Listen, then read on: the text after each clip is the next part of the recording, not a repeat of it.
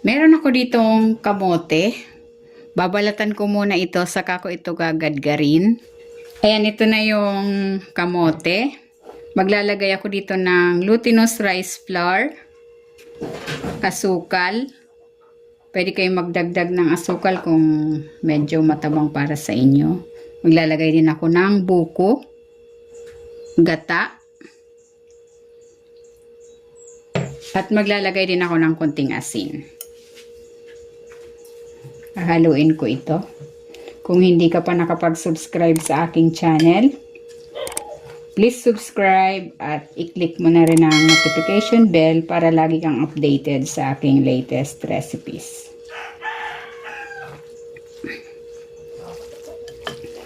Ayan, pag ganitong halong-halo na yung kamote mixture, pwede na natin itong balutin. Ayan, meron ako ditong dahon. Ito ay dinarang ko na sa apoy para maging pliable. Ayan. Maglalagay ako dito ng 1/4 cup na kamote mixture. Then, i-roll ko na. Saka ko itutupi yung magkabilang dulo. Ayan, ganyan lang.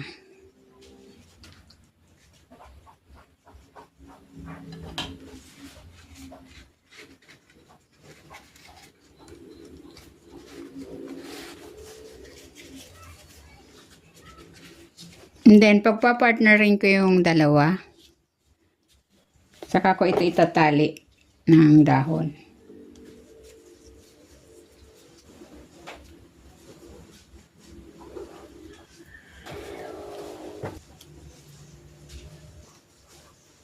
Ayan, ganyan lang. Uulitin ko lang ang proseso sa natitira pa nating kamote mixture. Tapos na ako magbalot. Nakagawa ako ng 13 pieces.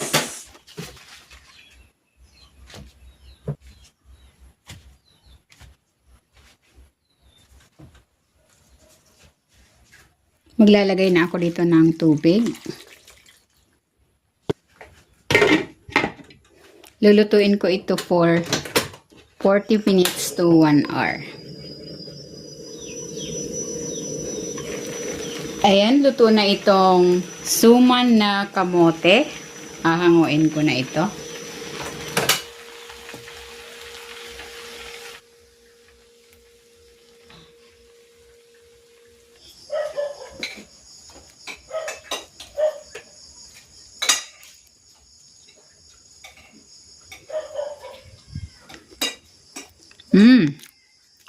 Sarap.